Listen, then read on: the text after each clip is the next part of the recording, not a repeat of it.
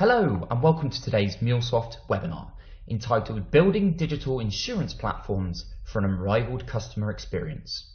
My name is Daniel Snowden and I lead UK&I financial services and insurance marketing here at MuleSoft. So firstly, before we jump in, a quick safe harbour statement. We encourage you to make any purchasing decisions based upon current MuleSoft offerings rather than forward-thinking ideologies or thought leadership.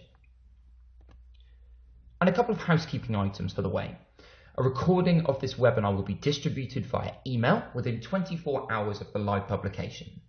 Questions can be submitted at any time using the questions widget on the left-hand side.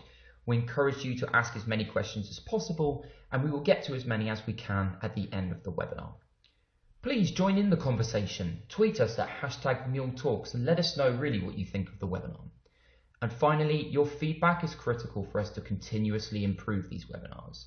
Please rate the webinar by selecting the survey widget at any point during today's webinar. So, as mentioned, my name is Daniel Snowden and I lead UK&I financial services and insurance marketing here at MuleSoft. And I'm delighted to be joined by Angie Lee Campos, that is the global lead for financial services and insurance here at MuleSoft and based in San Francisco, as well as Ben Turner, the CTO for Legal & General's GI division. So what are you going to get out of today's webinar? Well, firstly, mindset is key to digital transformation in insurance, and we'll be looking heavily into the role of culture in enabling your transformation. How building an insurance platform can better unlock access to data and increase productivity via a new reuse model, and create a unified customer experience across any channel. And finally, how a modular back-end approach and a new integration approach can truly enable a digital front-end via a standardized offering across any channel. So that's it from me, and let's jump into today's presentations. I'm now going to hand over to Angie Lee Campos.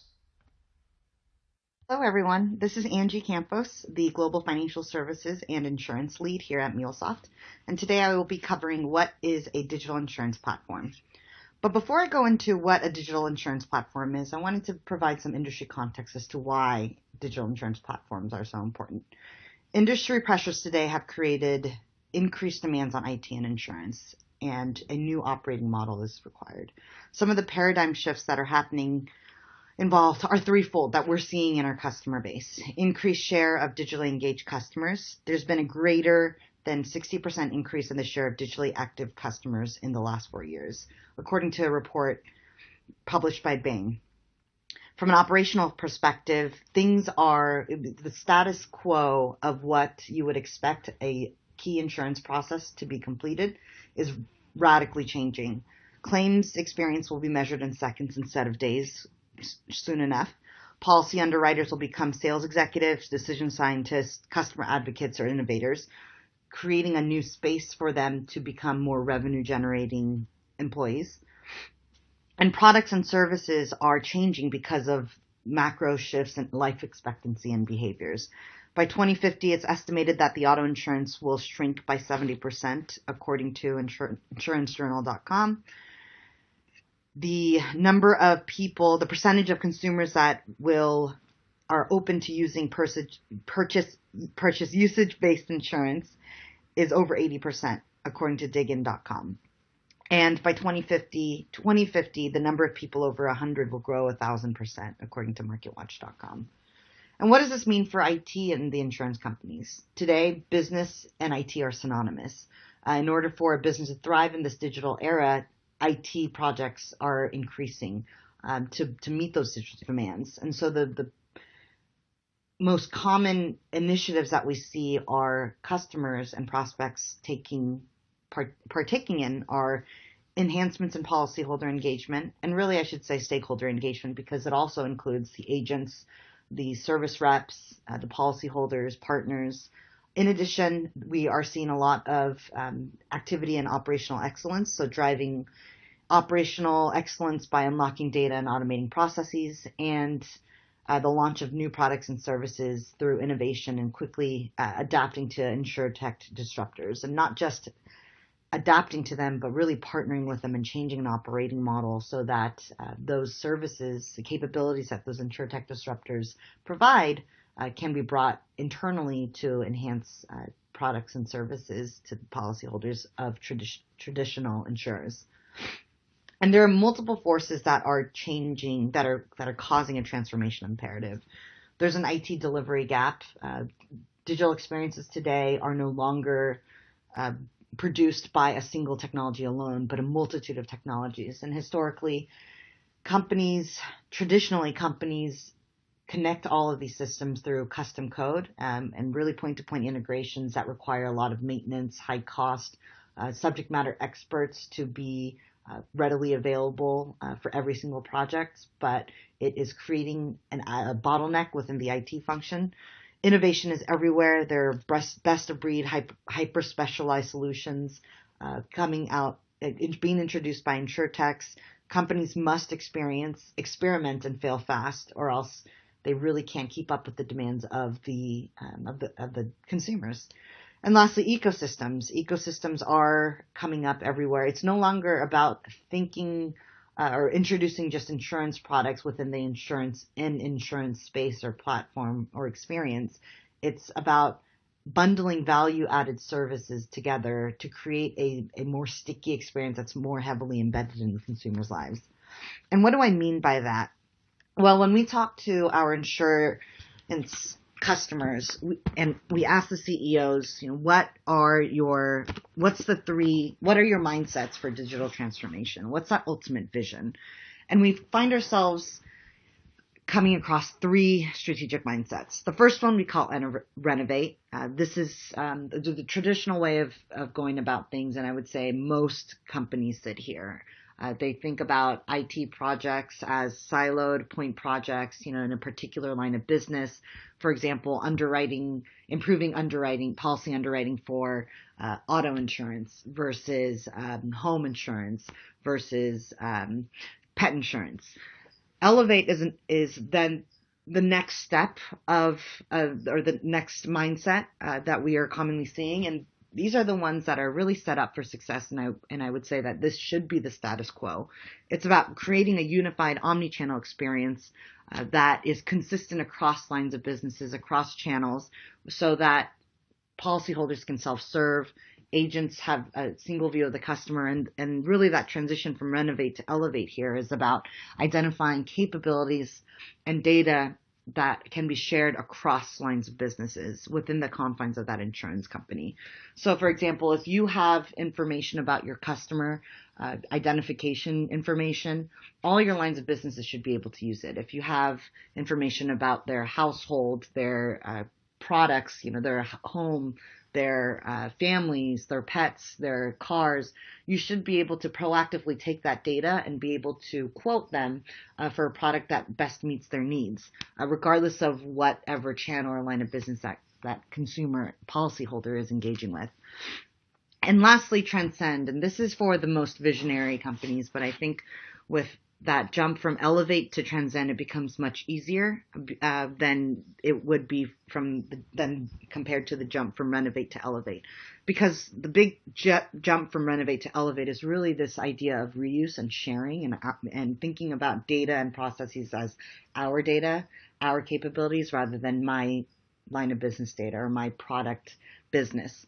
And once you think about transcend, the concept of reuse is there, where you can take services that maybe others introduce and bring them into your platform to create a more bundled experience that is more sticky to that policyholder. So, for example, State Farm recently had one of the largest numbers of employees getting certified for financial advisory services because they realize that whoever owns the relationship or the advice owns the product sell. And so by getting more embedded into their consumers' lives by providing financial services, they can also, by the way, offer an insurance product. Hagerty is the same way. They are a specialty specialty auto insurance company that is now transforming themselves into a premium car membership experience that happens to sell insurance. And there are other examples, Legal & General, has a phenomenal vision, as well as execution on that vision around a product that they've introduced, not only directly to policyholders, but as a capability that they can reuse to penetrate new markets through new partnerships and channels. But like I said, the jump from Renovate to Elevate is the most significant because it takes what it requires is a completely new operating model where you're no longer thinking about lines of businesses, but a shared organization.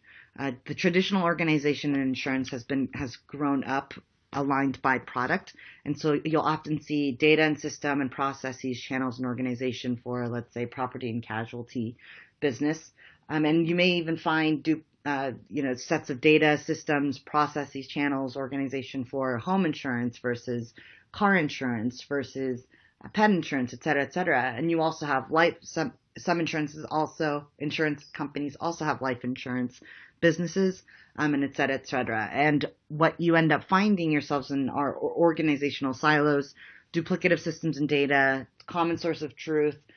To really create that single view of the customer is near impossible because data duplication is everywhere. Processes are separated by product and channels. And so what this means on digital transformation efforts is that the fragmentation of systems prevent a single view, that truly unified experience, the ability to automate processes and unify your channels. And innovation is really stuck at that product level rather than around a true customer-centric vision. And ultimately, this results in an IT gap. And so what the digital insurance platform does is it moves away the walls of that line of business silo and places a platform that everybody in the organization has access to, so that you have through this platform, a common source of truth for your systems and your data, system functionality and your data. The lines of businesses have access to that data and are able to orchestrate processes and capabilities by bundling those things together. And those processes, capabilities are also packaged up and reusable across the organization to create standardized services that are centered around the customer and that can be used consistently across your channels to have unified channels and a unified organization. And really in MuleSoft's point of view, the vehicle to do that is the API. An API is, the modern API, we like to call it, is specifically structured so that it works with a platform that can be tracked, monitored, development is streamlined. You are able to apply security standards at groups of APIs or specific APIs, and you're able to really track who's accessing your data so that you don't have to worry about your network being compromised. At the very top is the API contract. It's not like anybody is getting information about your policyholder or your customer. They have to provide specific context to get that information. There's logic in there that should align to your integration product, and connectivity should not be an issue whether you're on-premise or in the cloud. Your infrastructure should not limit you and your digital transformation ambitions. And like I said, this really involves an operating model transformation. It's not just the API that enables this operating model transformation. It's a process and the right technology to enable the sharing of those APIs that help the company move away from the thought of my data or my line of business to our shared policyholders' data. And I mentioned the process around this operating model, and what we referred to this as is API-led connectivity. I talked a little bit about how the digital insurance platform moves away from the line of business or product-centric approach and into a shared common platform where data across the organization is unlocked and made available to the lines of businesses. And that we call the system APIs, usually unlocked by central IT to then federate access to those assets. Then the lines of businesses will take those system APIs and bundle them into groups to create process APIs, or those reusable capabilities. They're doing this through discovery and reuse of assets that central IT has already unlocked. They don't have to rebuild these integrations. And lastly, those processes and those systems are available and reusable to internal and external developers who are looking to create different experiences by channel. They'll take the output of the process or the system API and deliver it appropriately, whether it's a 3-inch mobile phone screen or a 10-inch laptop screen, and without having to be exposed to the complexity of how those capabilities or how the data was accessed, they can rapidly deliver new digital experiences. And last part of this digital operating model is that technology. MuleSoft is really the only platform on the market that enables the organization to manage everything from design, development, deployment, and management of APIs. It completely integrated with a collaborative library where that drives reuse and drives this operating model of sharing. It's built on a lean runtime that has over 99.99% availability, and you're able to scale your integrations across your deployment environments. And lastly, before I close, I'd like to just point out that as you are undergoing digital transformation yourselves, in line with the vision that we've outlined for you in those 3 categories, as you think more about getting into the elevate and the renovate mindsets, what you should really consider in your integration platform are 5 key capabilities. You want to be able to have support for a full API and integration lifecycle and a common tool that enables that full experience from end to end. You need to have that self-service and collaboration model and tool to enable that. A future-proof architecture, because your infrastructure should not limit you, whether you're on premise now and you want to move to the cloud later, or you operate a hybrid deployment model. You should be able to control your destiny. Security should be built into every facet of the platform. And lastly, a way to develop or engage your developers, whether they're internally, externally, is a really key portion. So that is it for me. Thank you very much. And I will pass it on to our next speaker. Thanks, Dan. Thanks, Angie. Delighted to be here today. I want to talk about L&G GI's strategy for winning in the API economy.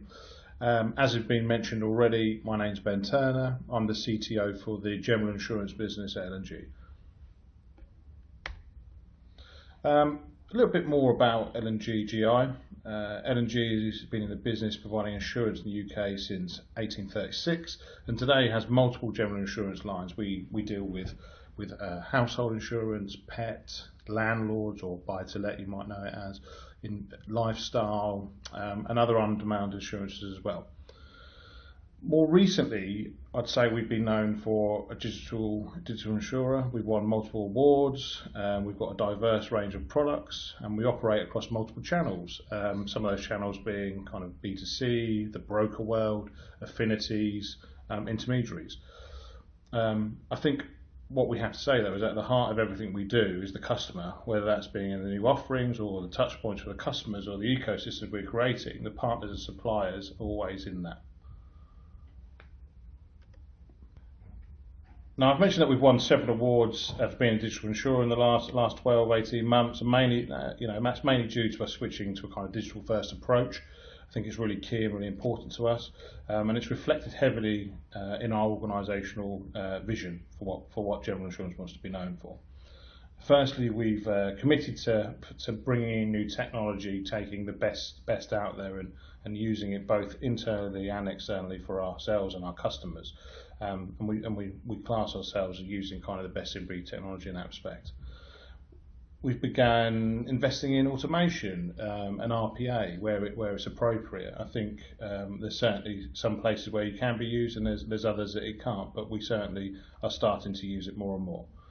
We've also started investing in the kind of as a service model, where we're not only are we offering insurance as a service, We're also looking to consume services more readily available and driving value through some of these things. We're also looking at how you use big data. I think it's key in this world today. There's so many data sources out there that can be harnessed and used to drive better information and decision making.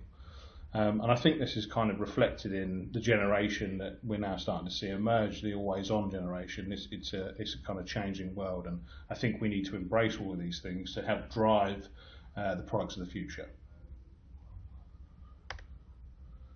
So as Angie's mentioned, the insurance industry, in my opinion, and many others, is ripe for change, and I tend to categorise these main drivers, I think, or changes into 4 pillars, and it's certainly what I've been seeing in GI and the digital first approach we've been taking. Firstly, and I would say this, but more importantly to me, technology. There's a great deal of technology out there today, and I think using and utilising some of those emerging technologies, as well as embracing them, rather than running away, is really key. It's really important that you kind of help drive yourself and those successes through those technologies. I think secondly, culture. Culture is one of those really big things, I think, certainly in the FS sector, but definitely in insurance. And what I experienced when I first joined was a view of this is how it's always been done, this is how it should be done, which kind of drives a lot of resistance to change and kind of embracing some of those technologies that I mentioned earlier. I think helping the business to understand the benefits when you kind of drive some of this technology into your business is really important, and helping to drive the change in that culture. It's really key, I think. The competition, it's evolving, and I think it really rapidly in that regard as well. There's new players emerging in the market, and they're all embracing, certainly from my point of view, new technologies and better ways of doing things. They don't have legacy systems to kind of get rid of necessarily. And even in the more older businesses, they're kind of, I'm seeing them embrace technology, and I think, like I said, the competition is certainly changing and evolving as demands of the day today go through, and the customer, what they expect, it's kind of all coming through. And finally, I kind of touch on there the customer experience. I think the expectation from the customers today is that it's always on. We live in a world where everyone picks up their mobile phones. If you look down your train carriage, you're going to see everyone using their mobile device. Very very rarely you see people not on their phones. And I think that's that expectation, the always on, the 24/7 kind of generation. That's definitely where I think we're kind of heading. And I think you need to be driving change in your organisation to help be at that forefront as well. So one of the technology approaches we looked to leverage to drive change across GI was APIs. Prior to our partnership with MuleSoft, we used to rely heavily on P2P. And what this really meant was that every time we needed to integrate a new system to something, or whatever it was in that respect, we had to kind of do it again and do it again and do it again. And it drove a lot of inefficiency in there, and also meant we were kind of reinventing the wheel every time we did it, rather than kind of taking the good learnings from the first time or the second time, which is kind of why, I guess, or the biggest driver why we changed, why we looked to kind of start working in a new way, because it definitely isn't sustainable to keep doing that point-to-point integration. And it also means that you potentially could fall behind, I think, the competition and what they're doing. Simplifying integrations across your organisation, therefore, is really key, and our approach can be broken down into kind of 2 separate buckets in that space, I think. Firstly, there's the kind of internal element where we're kind of eating our own dinner, if you like, whereas before we used to use custom integration or always kind of recreating that integration. We're now using APIs to standardise those integrations across the business, driving those internal efficiencies, reducing organisational silos, enabling a better access to systems and data and other services that other teams are creating. Those APIs are really helping in that internal kind of battle and really definitely making it a much easier world to operate in. Secondly, we're utilising external APIs to create kind of an insurance ecosystem around us. By doing so, we're now able to plug in a variety of different partners, whether those are affinity partners or intermediaries, brokers, it doesn't really matter, even the insurtechs. We're able to integrate with them all, and actually it drives a far better, I think, understanding of what you're trying to achieve in the market if you're using these new technologies and, as I said, API to help drive those efficiencies. That's kind of the way of the world these days, in my opinion. So, as I mentioned, we've been using APIs for some time now, and one of the first journeys we thought about using the API wraparound, certainly for external use, was SmartQuote. We kind of wanted to offer SmartQuote as an API journey. And for those that don't know, SmartQuote is a shortened question set product which asks 5 questions and provides a quote for home insurance. It's a much simpler journey, and that's kind of the direction of travel we think the insurance market will go in. And certainly we're seeing a lot of benefits from that, and great feedback from customers. As you can imagine, for the customers though, it clearly simplifies their journey. It means it's a lot easier. The questions we're asking are very simple things: their address, their personal details, their email address, type of insurance, have they any claims. It's really easy. And that's kind of why we decided this was the best product for us to put APIs over as a starter. I think you can kind of see from leading on for SmartQuote, one of the reasons why we chose that product, like I said, was because of the simplified journey. Actually, our intermediaries really found that attractive. A simplified offering, a way for them to capture data quickly and easily. Those meetings with their customers, kind of being able to offer them a quote much quicker, much faster.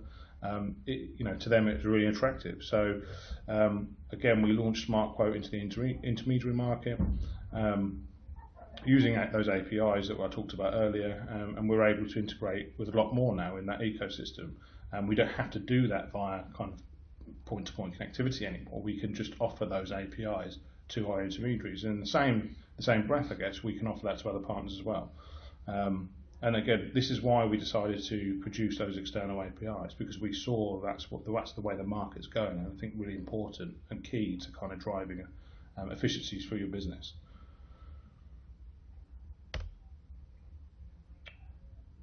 So I mentioned earlier, I think we introduced APIs into GI. All our integrations were kind of built on point-to-point connectivity.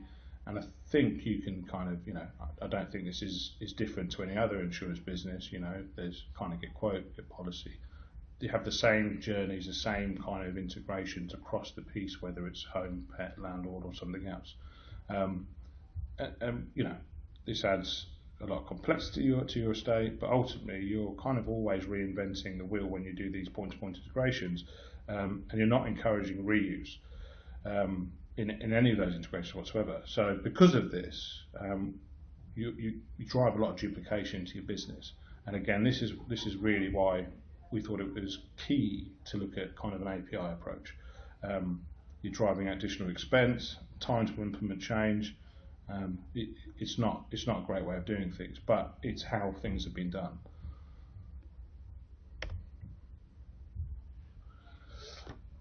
Ultimately, I think I touched on this already, but ultimately, a lot of these requests are the same. Get a quote for something. It's data in, data out, and I think you can kind of see the reuse element here of collecting that data. In some cases, may be slightly different, but we think we can encourage a lot of reuse across the journeys, and get some of those core capabilities across GI. So the focus has become, how do we reuse those core capabilities across the business, reduce the costs, and increase the access to the data that we need to, and ultimately drive that reuse agenda that we've got. Therefore, instead of using point-to-point integrations, we've decided to use APIs internally. And I talked about this earlier in those ecosystems. That internal ecosystem is as important as the external one, because it drives the efficiencies in the business, and we can start to drive value and other great benefits to the business through that.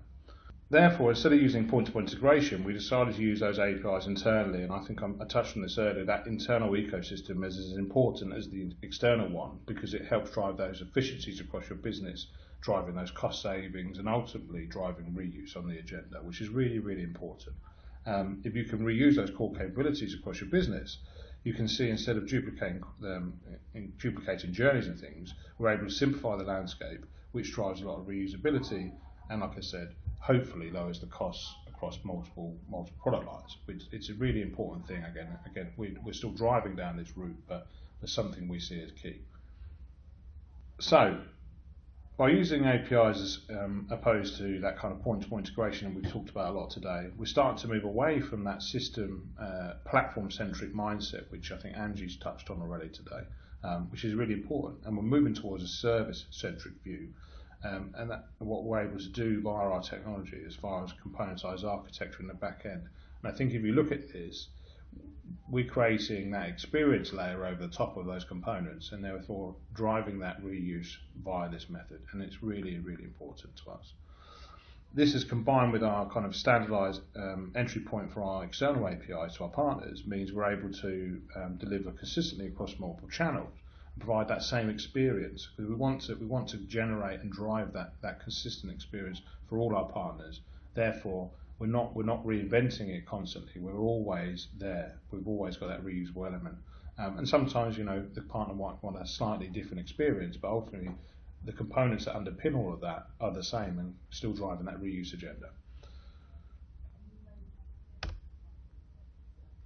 Now, I think I touched on the role of culture and changing it earlier, and I think this is one of the really important areas for me and for other people that I've met in the insurance business. It's that resistance to change. So when we first introduced APIs as a simplified method of integration, one of those hurdles we had to kind of get over was how do you turn technical language or technical conversations into business speak? Enabling the business to understand what you're talking about. And I thought I'd share one of the methods myself and my team have used regularly, because we found this really effective. I guess it's an everyday thing. So we've taken that everyday situation, like Jennifer here placing her order for lunch, and the waiter or API, as we're kind of trying to translate this, delivering upon the request. And this is highly effective in that translation, because business people aren't necessarily interested in the ins and outs of our technology, but simplifying that message, i.e. they're ordering their lunch, they want a salad sandwich, that's delivering the parameters for your API communication. It's the same sort of method, if you like, and I guess we found this kind of diagram and speaking about it in this way has helped drive that knowledge across the business and getting a better understanding of what we're trying to do. And I think it's been really effective in driving that across the organisation and helping to achieve change. So what has this meant for LNG-GI? Although the journey certainly isn't over, and we're definitely only at the start of this, I think what we have seen already is some clear benefits. We've seen the IT delivery around this kind of grow by 2.5 times. We're definitely delivering solutions a lot faster now because we're encouraging that reuse.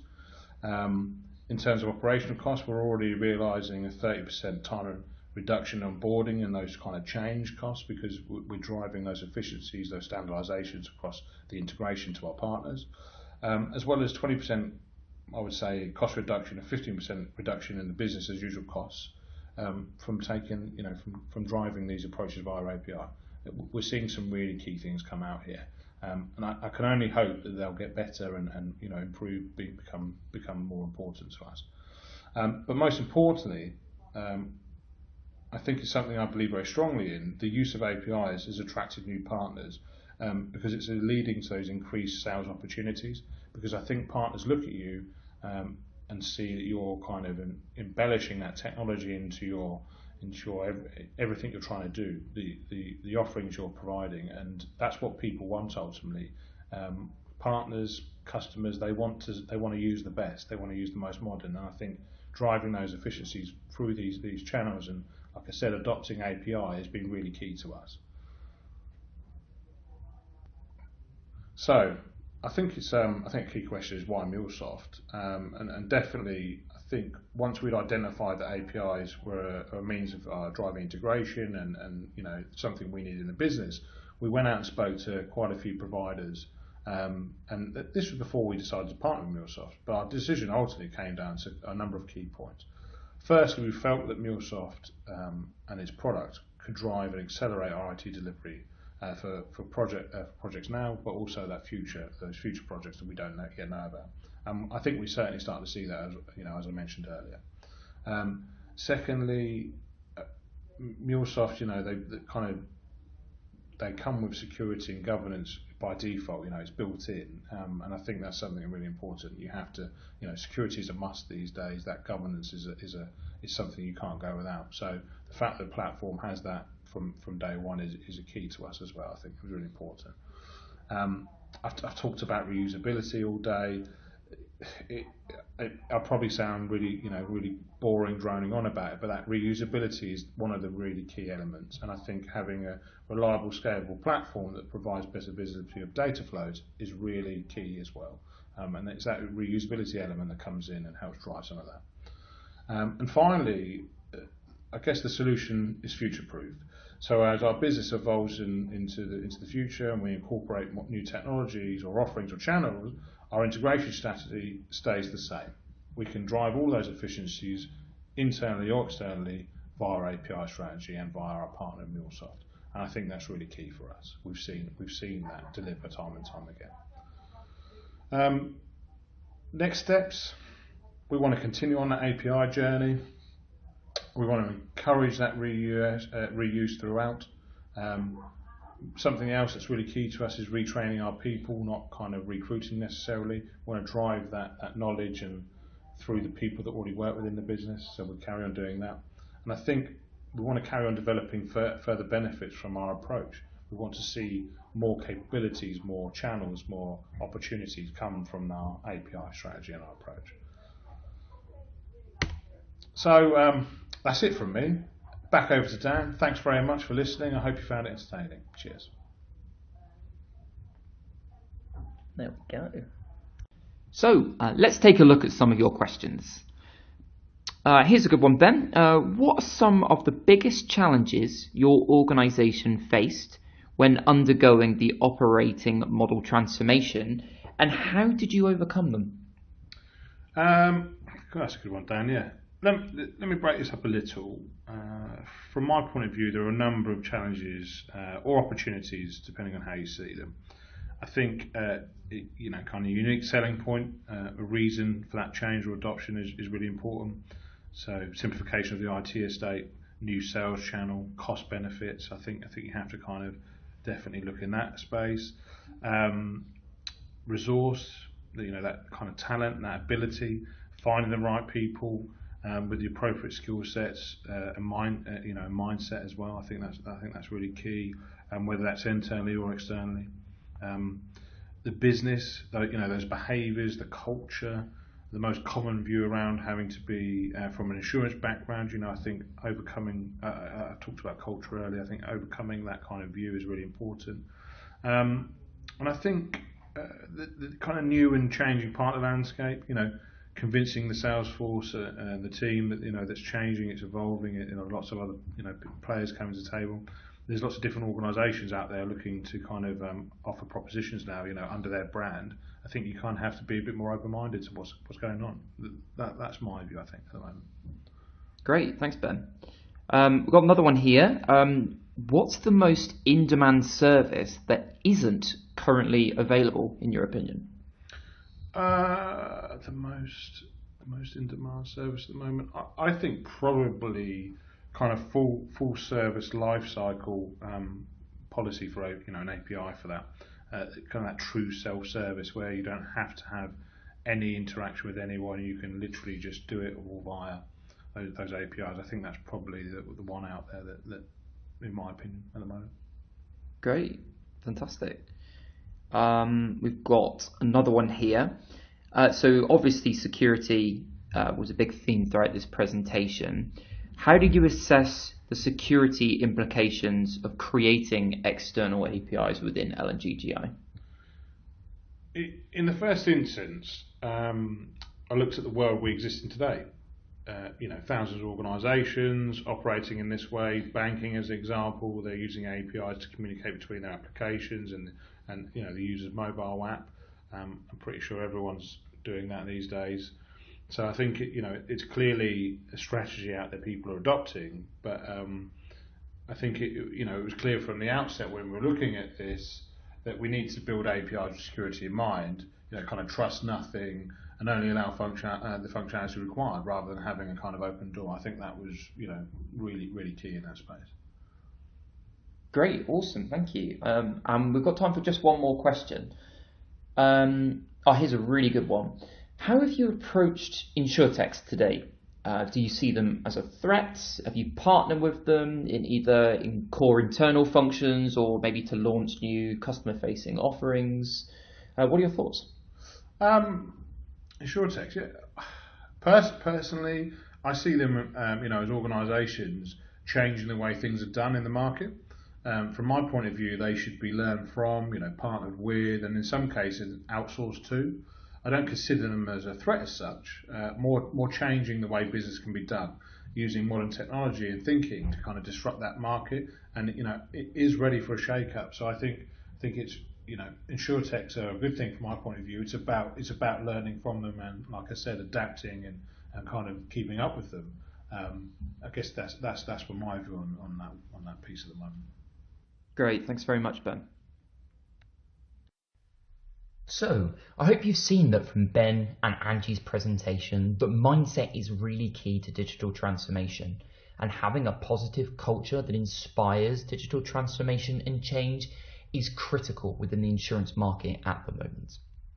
Building an insurance platform is a way for our businesses to better unlock access to data across different product offerings and divisions, increase productivity via reuse. Ben really stressed this point, and it was critical to their integration approach going forward, and creating a unified customer experience. As Ben mentioned, and both Angie mentioned as well, customer experience nowadays is critical to building loyalty.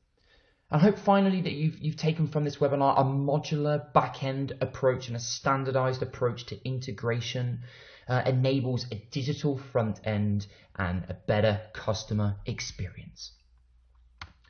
So that's it for today's webinar. Thank you very much for all of you that have joined. Please continue to give your feedback where you can. Thank you very much for your questions. If we didn't get a chance to come to your question, we will try and answer as many as we can via email. And until next time, goodbye.